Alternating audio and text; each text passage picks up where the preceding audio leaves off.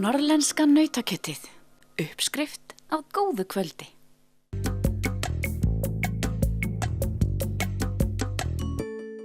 Í fyrra var met í umsóknarfjölda nám við Háskólann á Akureyri, en nú hefur það verið slegið og það gott betur.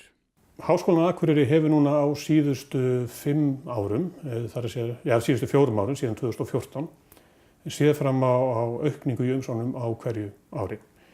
Það var aðeins dropp á milli árana 2015 og 16, en það var samt hærri tala heldur en var árin fyrir 2014. Þannig raun og veru getum við sagt að á síðustu 4 árum hefur verið að sjá fram á verulega aukningu. Aukningi núna fyrir haustu 2018 var síðan enn meiri, 30% meiri heilt yfir heldur en bara árið í fyrra. Og árið í fyrra var þó met ár. Þetta hefur gert það að verkum að við höfum þurft að skoða mjög vel hvernig við tökum á móti svo stórum nemendahóp og alveg ljóst að við höfum þurft að taka upp strangari aðgangstakmarkanir heldur en við höfum séð áður. Þannig höfum við til dæmis bætt við í sálfræði og í lögreglufræðum, svokölluðum samkennisprófum, til þess að við hreinlega náum utan þennan heildarnemendafjölda. Og þetta hefur verið vissulega áskorun fyrir okkur, en við erum alltaf sjálfsögðu mjög stolt af því að svo margir nemendur vilji koma til okkar núna á þessu hausti. En sér fram á fjölgun vegna breytinga á framhaldsskólastigi, þar sem 2-faldur árgangur mun útskrifast næst. Hvernig kemur Háskólinn á Akureyri til með að takast á við þessa fjölgun? Það alveg ljóst að við munum eiga samtal og erum reynda byrjuð að eiga samtal við stjórnvöld það hvernig við getum aukið heildarfjölda nemenda á tilteknum sviðum. Við vitum það að í kennaramenntun, hjúkrunarfræði og lögreglufræðum hefur verið mikil ásókn og við vitum það að í þessum starfsstéttum mikil þörf fyrir starfsfólk.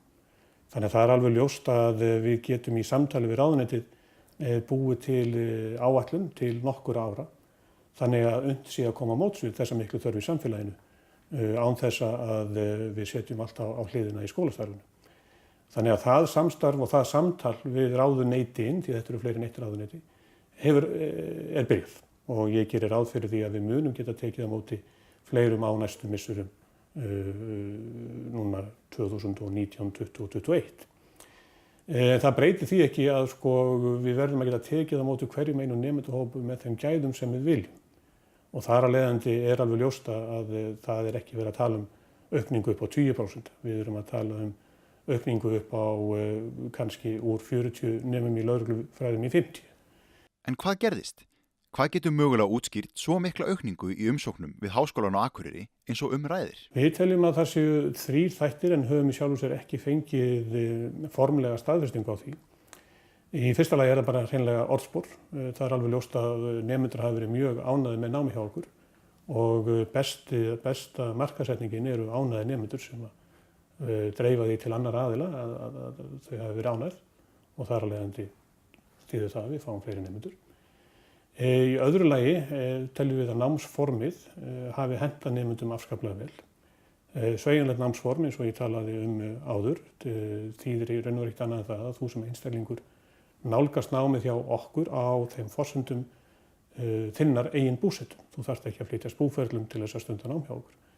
Núna á tímum mikilla verðhækkana húsnæðis og þrenginga á leigumarkaði að það er alveg ljóst að með því að þú sem einstaklingur hafi aðgengi að náminu frá þínum heimastað mikill kostur.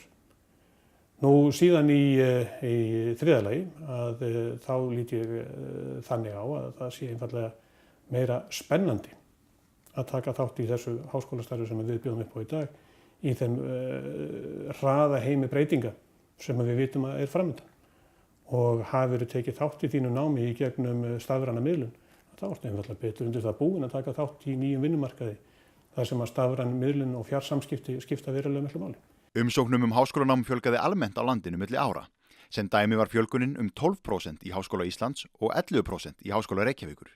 Í Háskólanum á Akureyri fjölgaði þeim hins vegar 30%.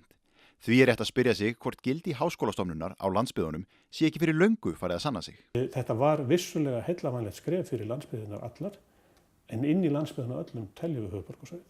Og við sem háskólastofnun þjónum landinu öllu, sama hvort þú býrð í borg, höfuðborgarsvæði, þéttbýliskjörnum þar fyrir utan, sveitum eða til sjávar. Við erum eitt stórt samfélag sem þarf að vinna saman. En hvernig lítur framtíðin út? Sjáum við fram á enn frekari aukningu á næstu árum?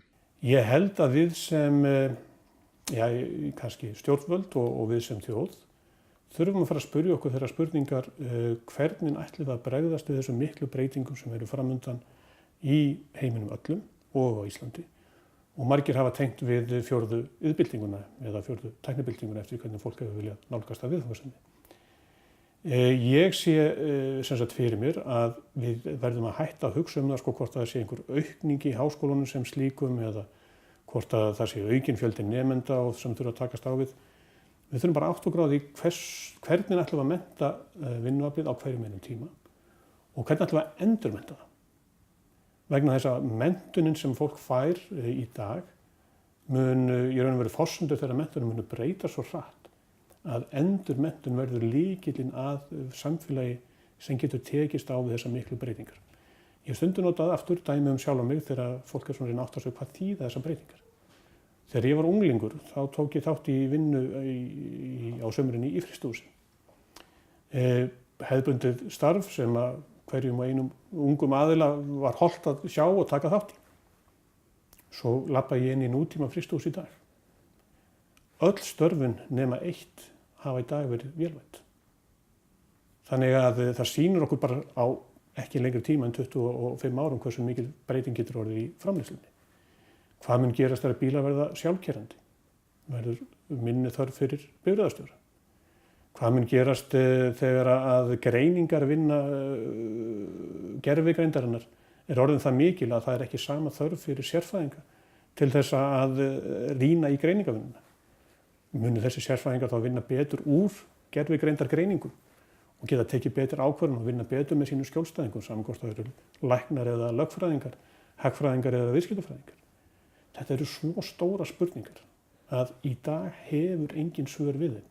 Það er eina sem við vitum að besta leiðin til að takast á við það er að vera með vel menntaðan mannuð sem hefur hugarfarið til þess að líta á þessar breytingar sem tækifæri. Norðlenska nautakjötið. Uppskrift af góðu kvöldi.